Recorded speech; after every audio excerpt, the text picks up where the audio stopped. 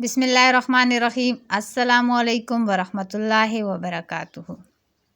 معزز سامعین، حضرت علی رضی اللہ تعالی عنہ نے فرمایا، جھوٹ ہلاکت میں مبتلا ہے اور جو اس سے دور رہا وہ نجات پا گیا۔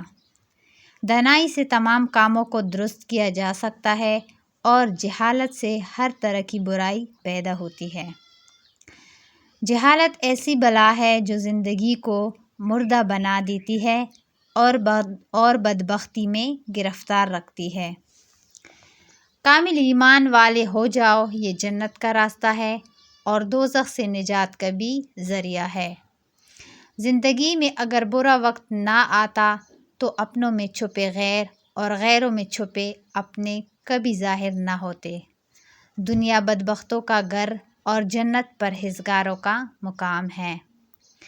جھوٹ سے آخرت میں جہنم کا عذاب حاصل ہوتا ہے اور عقل جنت میں اعلیٰ مقام دلانے والی اور خواہش جہنم کے سب سے نچلے مقام پر گرانے والی ہے۔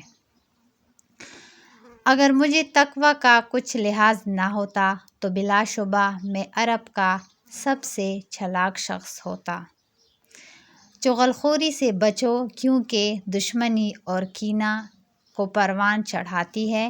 لوگوں کے ساتھ ایسے پیش آؤ کہ جب تم مردہ ہو جاؤ تو وہ تم پر روئے۔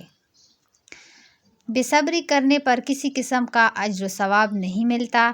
جس کے پاس کوئی عمل خیر نہیں، اس کے لیے کچھ ثواب نہیں۔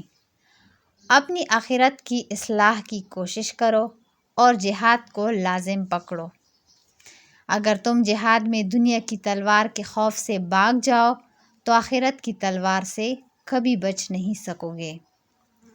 جب کبھی تمہیں اپنے رزق میں کمی نظر آنے لگے تو کچھ مال اللہ تعالیٰ کو دے کر اللہ تعالیٰ کے ساتھ تجارت کر لیا کرو۔